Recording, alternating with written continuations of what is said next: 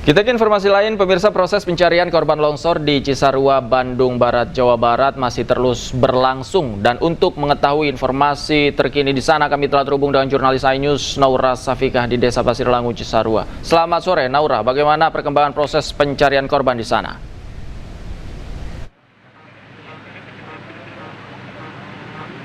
Ya, selamat sore Davi dan pemirsa. Hingga di sore hari ini untuk proses pencarian korban masih terus berlangsung di Desa Pasir Langu, Kabupaten Bandung Barat, di mana pada hari ini total secara keseluruhan dari hari pertama hingga di hari keempat sudah ada 43 kantung jenazah yang berhasil dievakuasi dan diantaranya 20 sudah teridentifikasi. Dan di sore hari ini untuk proses pencarian juga masih berjalan, dan tadi baru saja beberapa menit yang lalu dari Gubernur Jawa Barat yaitu KDM ini sudah meninjau secara langsung untuk proses evakuasi dan sudah melihat untuk proses yang sedang dilakukan oleh tim SAR gabungan yang hari ini dibantu dengan adanya 5 alat eskavator berukuran kecil untuk mengangkut material-material yang mempersulit pengambilan dari jenazah yang berada tertimbun di dalam tanah. Dan tadi dari KDM juga sempat berbincang dengan beberapa tim SAR gabungan yang ada di sini, seperti menanyakan keadaannya, kemudian juga bertanya terkait dengan kesulitan apapun hambatan yang dialami oleh tim SAR gabungan yang ada di sini.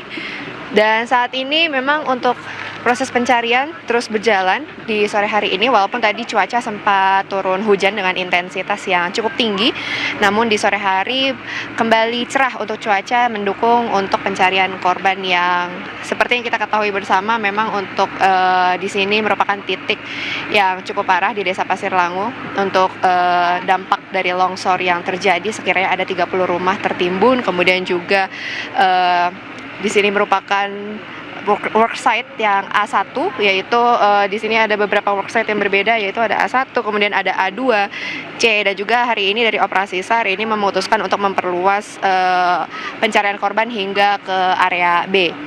Dan tidak hanya dari KDM saja yang memang berkunjung di sore hari ini, kemudian juga berbincang dengan para tim SAR yang ada di sini. Tadi ia juga sempat menjelaskan bahwa memang untuk modifikasi cuaca sudah dilaksanakan di sini.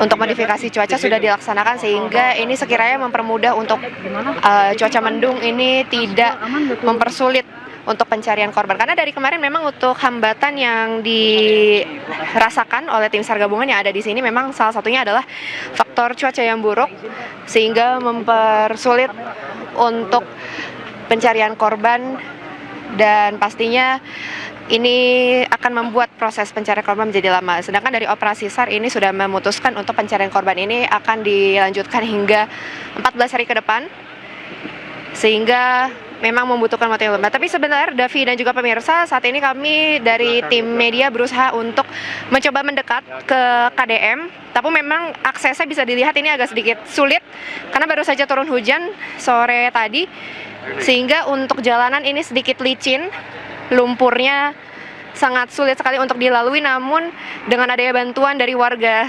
sekitar, ini jadi mempermudah untuk kami. Kemudian juga ada beberapa obstacle ataupun maksudnya bantuan seperti tangga di sini. Ya, terima kasih banyak Bapak. Ya, baik, terima kasih. Ya, ini salah satu yang harus kami lewati kalau misalnya untuk berkunjung di worksite ataupun untuk lokasi evakuasi korban. Karena memang untuk lokasinya ini ada yang di bawah, kemudian ada yang di atas. Dan salah satunya kalau misalnya kita mau berkunjung ataupun melihat secara langsung, memang harus melalui jalur yang seperti itu. Baik, David dan juga pemirsa, kita akan melihat langsung dari KDM yang sedang berbincang. Tadi baru saja berbincang dengan salah satu supir eskavator yang ada di sini. Dan dari warga juga sudah berkumpul secara antusias untuk melihat KDM dan menyampaikan sekiranya harapan mereka terkait dengan bencana longsor yang ada di sini. Dan kita akan mendengarkan secara langsung bagaimana untuk apa yang ingin disampaikan oleh KDM. Yang pertama, 10 juta itu adalah menghindari tumpukan orang di kantor desa yang disebut dengan orang posko, atau tempat hunian sementara. Saya selalu mengambil inisiatif di berbagai tempat. Setiap ada bencana yang terukur jumlah orangnya, daripada ngumpul, berebut toilet, mengalami stres, lebih baik mereka cari kontrakan atau tinggal di rumah keluarganya dan bekalnya kita cukupi untuk 2 bulan. Maka hitungannya 10 juta untuk biaya mereka 2 bulan. Walaupun kalau ukuran di sini 10 juta itu bisa untuk 4 bulan. Karena kan rata-rata tukang nyangkul di daerah ini kan paling 30 gitu loh. Jadi itu yang pertama. Yang kedua, untuk masyarakat yang masih ada ahli warisnya, nanti kita memberikan santunan 25 juta per orang yang meninggal. Dan 23 orang yang gugur sebagai kesatuan marinir juga akan kita berikan yang sama. Kemudian yang berikutnya setelah itu kita akan segera mencari tanah yang aman untuk dibangun rumah-rumah baru sebanyak 34 unit rumah. Saya cenderungnya bangunnya 40 karena kebiasaan saya bangunnya 40 bukan 34. Nanti dibangun yang desainnya atau konstruksinya disesuaikan dengan daerah pegunungan. Nah, itu yang akan kita lakukan. Jadi untuk itu, untuk keluarga korban yang masih ada, untuk tenang aja, pemerintah provinsi menyiapkan berbagai fasilitas yang akan segera direalisasikan. Untuk tempatnya sendiri sudah ada belum, Pak Kang Deddy? Ya nanti kita bicara dengan camat, dengan kepala desa, dengan bupati, di titik mana yang kita mungkinkan membangun rumah untuk warga. Yang aman loh, nggak boleh lagi di areal perbukitan, nggak boleh lagi di areal dengan bukit dengan kemiringan yang sangat curam, nggak boleh. Berarti lahan ini nanti akan difokuskan jadi Kita apa? akan dihutankan. Dihutankan. Akan dihijaukan, nanti tanaman vegetasi di sini dan tanaman bambu. Karena di sini bambu cukup kuat untuk menjaga kestabilan tanah. Pak, terkait dengan ini kan tempatnya memang katanya dulu ini salah satu penghasil sayur. Apakah ada opsi Pak untuk tambahan pekerjaan warga? Opsinya adalah untuk daerah yang ini tanahnya milik perhutani, kami akan menghutankan. Tetapi proses menghutankannya tidak akan mengganggu penghasilan warga. Jadi warga penggarap hutannya itu nanti dikasih pohon yang harus ditanam. 1 bambu, 2 tanaman hutan, ketiga tanaman kebun, ya kan, tanaman buah. Selama proses tanaman itu tumbuh kurang lebih 4 tahun mereka sampai kokoh, mereka mendapat upah harian sebagai pekerja. Biasanya upah hariannya standar di kita di daerah yang dekat kampung itu 50.000. Kalau sangat jauh dari kampung, misalnya sampai ke puncak gunung harus jalan, dia nanamnya itu bisa sampai 100.000 per hari. Nanti tergantung wilayah. Bapak, kalau misalnya warga yang ada di sini yang rumahnya tidak terdampak tapi kan ikut ngungsi juga, itu dapat santunan juga, terus nanti bagaimana ke depan? Kemarin yang rewas gitu kan, atau yang terkejut karena faktor bencana ini, kami sudah berikan uang 1 juta untuk mereka kembali.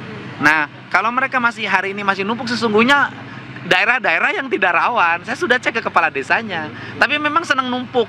Kan gitu loh. Kita sudah ngasih ongkos loh. 134 kepala keluarga yang kemarin tinggal di kantor desa, kita sudah memberikan uang 1 juta untuk kembali ke rumah. Kan mereka bukan wilayah yang terdampak bencana. Berarti ini sudah dipastikan kalau misalnya yang di belakang ini zonanya aman begitu, Pak? Ya kalau yang sebelah sana aman. Yang sebelah sana aman. Ya kalau daerah yang tidak aman sementara di sini, dan ada 1 desa lagi yang kita identifikasi sebagai daerah tidak aman. Nah itu yang desa itu akan kita minta bareng nanti Pak Kapolres untuk memberitahukan kepada masyarakat untuk sementara waktu pindah dulu, dibanding nanti mereka cemas ketika tidur, ada hujan, ada petir keluar rumah, ada hujan, ada petir keluar rumah, kan kemudian itu juga berbahaya. Selain itu juga kita hari ini harus menyampaikan, kan ada 2 anggota Babin Kaptibmas kan, Polres Cimahi ya, Polres Cimahi sama Bandung Barat itu kan gabung. Satu Polres, itu juga bagian yang kami sudah bertemu dengan keluarganya, kami juga sudah menyampaikan ucapan duka dan termasuk anak-anaknya menjadi anak asuh saya sampai kuliah. Karena saya itu termasuk dekat dengan Babin Kaptibmas di mana-mana. Jadi ketika dengar saya temuin. Nah, ini juga bagian dari korban bencana. Cuman mereka yang berdua ini adalah bencananya adalah kecelakaan menuju tempat bencana. Baik Pak, tapi kalau keseluruhan Pak di wilayah Jawa Barat, apakah sudah ada potensi pengecekan lokasi rawan bencana Pak? Dari sisi mitigasi kita sudah hafal titik-titik yang akan rawan. Makanya kan saya terus-terusan memberitahukan kepada para kepala desa, kepada para camat, kepada bupati wali kota, Tetapi seringkali kan di kita paham culture masyarakat. Kalau belum kejadian tidak pernah menyadari. Ya, baik Davi dan juga pemirsa. Seperti itu tadi yang seperti KDM sampaikan, memang tadi terkait dengan uang santunan yang sudah diberikan, kemudian juga untuk mitigasi lainnya di mana nantinya lahan ini yang sudah terdampak, yang sudah rata dengan tanah nanti akan kembali di penghijauan dan juga ditanam untuk tumbuhan-tumbuhan, jadi sehingga untuk warga dilarang untuk tinggal di sini kembali. Sementara itu Davi kembali ke studio. Baik, terima kasih Naura Safika melaporkan langsung dari Pasir Langu, Bandung Barat, Jawa Barat. Selamat sore, selamat bertugas kembali. Pemirsa, tuduhan es kue pakai bahan spons tidak terbukti. Polisi mengklarifikasi berdasarkan hasil uji laboratorium. Es tersebut aman dikonsumsi. Kami segera kembali.